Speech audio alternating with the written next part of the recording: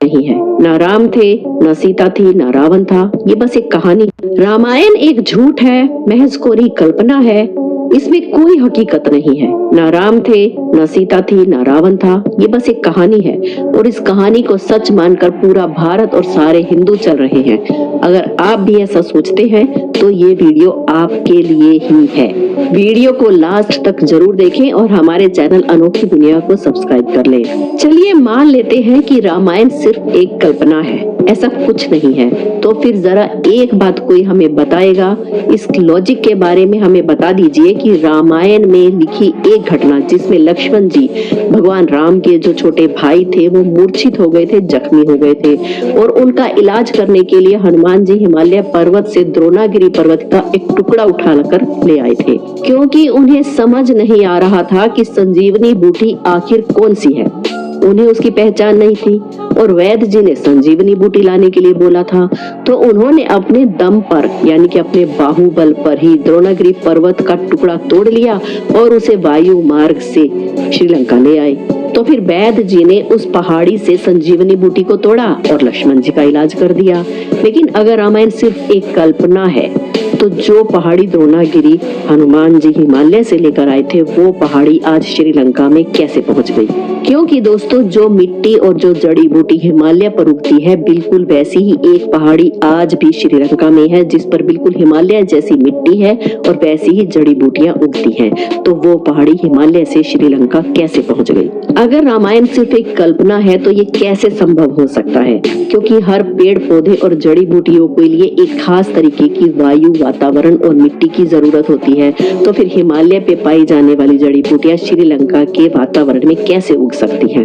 अभी और सुनिए, अगर रामायण सिर्फ एक कल्पना है तो रामायण में एक बहुत ही विशालकाय हाथी का वर्णन किया गया है जिसका नाम टस्क हाथी था।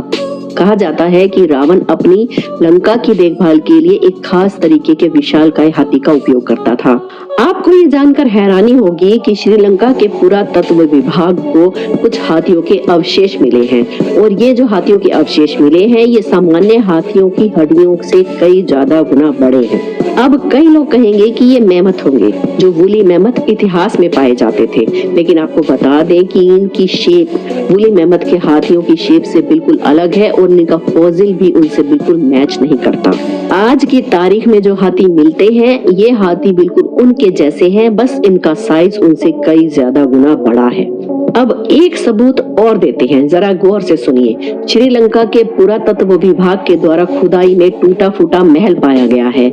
इस महल नुमा आकृति के भीतर कई सारे रास्ते पाए गए हैं जो शहर के केंद्र में जाकर मिलते हैं। बताया जाता है कि ये पूरा स्ट्रक्चर मैन मेड है, मानव निर्मित है और दावा किया जाता है कि यही रावण का महल था। जरा रुकिए, अभी आपको और भी कुछ बताना बाकी है। श्रीलंका की धरती का रंग वैसे तो भूरा है, लेकिन जिस जगह पर रावण का महल है दावा किया जाता है कि उसकी आसपास की मिट्टी का रंग काला है। अब याद कीजिए, जब हनुमान जी ने लंका दहन किया था तो पूरी लंका आग में धधक उठी थी। आग की वजह से वहां की जमीन का रंग आज भी काला है। कहा जाता है कि श्रीलंका का वो क्षेत्र आज भी जाकर देखा जा सकता है, वहां पर आज भी मिट्टी काली है जहां पर हनुमान जी ने लंका दहन किया था। ये इस बात का सबसे बड़ा सबूत है। इसी प्रकार रावण के द्वारा बनाया गया कोनेश्वर मंदिर आज भी श्रीलंका में मौजूद है। बताते हैं कि रावण भगवान शंकर का बहुत बड़ा भक्त था और उनकी आराधना के लिए उसने यहाँ पर एक कोनेश्वर मंदिर का निर्माण करवाया था। ये मंदिर भले ही भगवान शंकर के लिए बनाया गया था, लेकिन उस मंदिर में सबसे ज्यादा मूर्तियां रावण की ही दिखाई देती हैं। आज की तारीख में भी ये मंदिर वहाँ मौजूद है और रामायण में भी इस मंदिर का सबूत मिलता है। इतना ही नहीं, कोनेश्वर मंदिर के पास रावण ने गर्म पानी के कुएं बनवाए थे और इसका वर्णन रामायण में भी है। दोस्तों, ये गर्म पानी के कुएं कोनेश्वर मंदिर में आज भी मौजूद है और उनका पानी हमेशा गर्म रहता है। इतना सटीक कोइंसिडेंस नहीं हो सकता। ये वाकई में वही कोनेश्वर मंदिर है जो रावण ने बनवाया था और जिसके सबूत रामायण में भी पाए जाते हैं।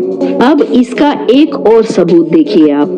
जब रावण सीता माता का अपहरण करके ले गया था तो उसने उन्हें कोताब नाम की जगह पर रखा था, जिसका वर्णन रामायण में है और आज भी श्रीलंका में एक जगह है जिसे सीता कोताब के नाम से पुकारा जाता है। सीता माता के नाम से जुड़ा हुआ एक सबूत आज भी श्रीलंका में मौजूद है। आपको पता होगा कि जब रावण ने सीता माता का अपहरण किया था तो उन्हें पुष्पक विमान में बिठाकर अपने साथ श्रीलंका ले गया था और रावण ने उन्हें वहां पर अशोक वाटिका में बंधक बनाकर रखा था। वो अशोक वाटिका आज भी श्रीलंका में है। श्रीलंका के नोबारा इलैया पर्वतीय क्षेत्र पर बहुत सारी गुफाएं हैं। उन्हीं में एक स्थित है अशोक वाटिका, जो कि आज भी जाकर देखी जा सकती है। उस क्षेत्र का नाम सीता इलैया के नाम से पुकारा जाता है। वहां पर सीता माता का एक मंदिर भी बनाया गया है। और सुनिए रामायण काल से जुड़ा हुआ एक और सबूत। नेपाल में आज भी एक नगर का नाम जनकपुर नगरी है और जनकपुर नगरी सीता माता का मायका था। सीता माता के पिता का नाम जनक था। बताया जाता है कि इस शहर का नाम महाराजा जनक के नाम पर ही रखा गया था।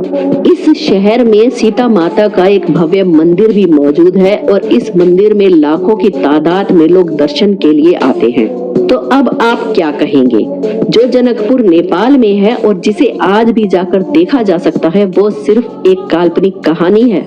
दोस्तों, आप कभी नेपाल जाएं तो इस मंदिर में जरूर जाना, जनकपुरी जरूर देख कर आना और हमें फिर कमेंट्स में बताना कि ये असली है या नहीं।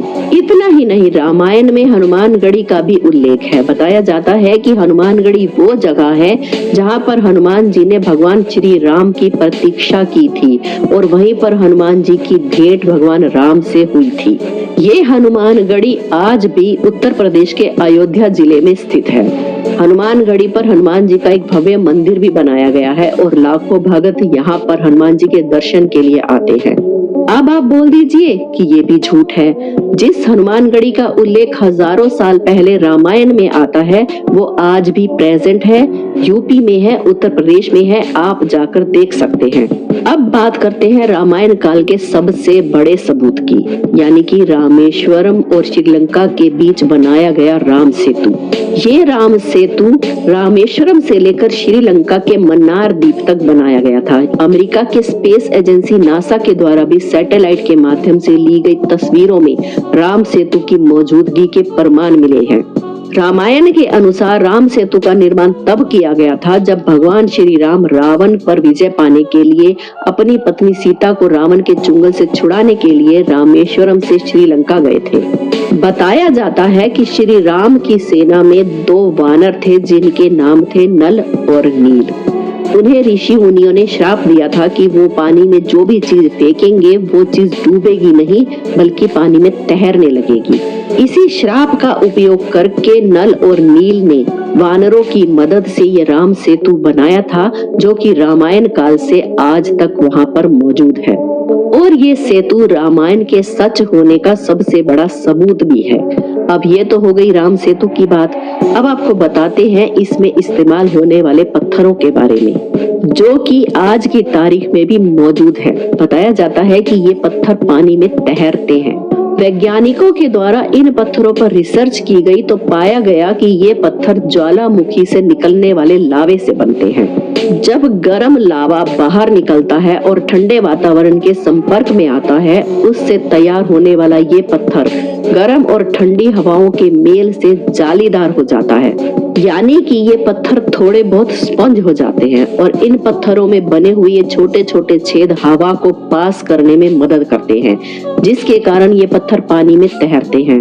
वैज्ञानिकों ने बताया कि ये प्यूमिक पत्थर होते हैं जो कि पानी में आसानी से तैरते हैं। तो सोचिए जरा, जब राम सेतु भी सच है, रावण का महल भी सच है, सीता माता वहां रुकी थी ये भी सच है, जब द्रोणागिरी पर्वत का टुकड़ा भी श्रीलंका में पाया जाता है ये भी सच है, तो रामायण झूठी कैसे हो सकती है? तो दोस्तों, ये थी रामायण के बारे में स्टोरी और हिस्ट्री, जो कि इस बहन ने बहुत अच्छे तरीके से बताई कि किस तरह से जो भी सबूत थे और जो भी आज भी सबूत मौजूद हैं हिंदुस्तान में, रामायण में जो जो लिखी हुई बातें हैं वो आज भी इन्होंने रिसर्च करके बताई हैं। तो हो सकता है कि रामायण सच हो और हमारे हिंदू जो बहन भाई इस पे विश्वास नहीं रखते या रखते हैं, वो इसके बारे में खूब जानते हैं। अगर ये सच है तो आप कमेंट में बताएं, अगर ये झूठ है तब भी आप कमेंट में बताएं, क्योंकि हिंदुस्तान में रहने वाले लोग आसानी से इन चीज़ों के बारे में रिसर्च कर सकते हैं। तो दोस्तों मिलते हैं ऐसी नेक्स्ट वीडियो में, तब तक के लिए अल्लाह हाफिज़।